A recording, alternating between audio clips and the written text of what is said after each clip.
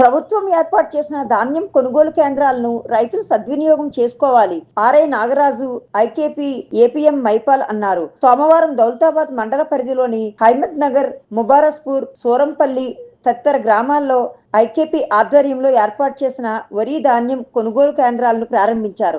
ఈ సందర్భంగా వారు మాట్లాడుతూ రైతులు పండించిన ధాన్యాన్ని దళారులకు అమ్ముకోకుండా పండించిన ధాన్యాన్ని ప్రభుత్వం ఏర్పాటు చేసిన ధాన్యం కొనుగోలులో కేంద్రాల్లో ధాన్యాన్ని విక్రయించి ప్రభుత్వం నిర్ణయించిన మద్దతు ధరను పొంది రైతులు ఆర్థికంగా ఎదగాలని సూచించారు. ఈ కార్యక్రమంలో సూరంపల్లి మాజీ సర్పంచ్ అయ్యంగారి నరసింహులు, ఏఈఓ సంతోష్, సిసి బాలరాజు, నాయకులు తలారి నరసింహులు, ఏలూరు నరసింహులు, యాదగిరి, సాయి కిరణ్, శ్యామ్ సుందర్ రెడ్డి, సిఏలు మహేందర్, కవిత తదితరులు పాల్గొన్నారు. రేటు 2389 రూపాయలు, బి గ్రేడ్కి వచ్చేసి 2369 రూపాయలు. కాబట్టి ఏంటంటే అందరూ ఆరబెట్టుకొని తీసుకొని రావాలి, తాళ్ళు లేకుండా తీసుకురావాలి. తర్వాత మ్యాచరు రావద్దు. తర్వాత రాష్ట్ర ప్రభుత్వం గ్రామ ప్రాంతాల్లో ప్రతి ఒక్క సెంటర్ను ఓపెన్ చేయడం అని ఏర్పాటు చేయడం జరిగింది.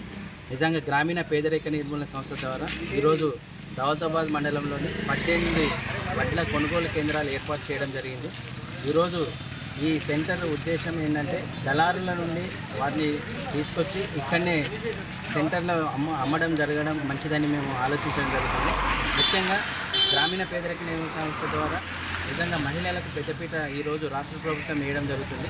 ఇందులో భాగంగా ఈరోజు వడ్ల కొనుగోలు సెంటర్లను వినియోగించుకొని అలాగే ఏ గ్రేడ్ కింద 2386 రూపాయలు క్వింటాల్కి ఇవ్వడం జరుగుతుంది.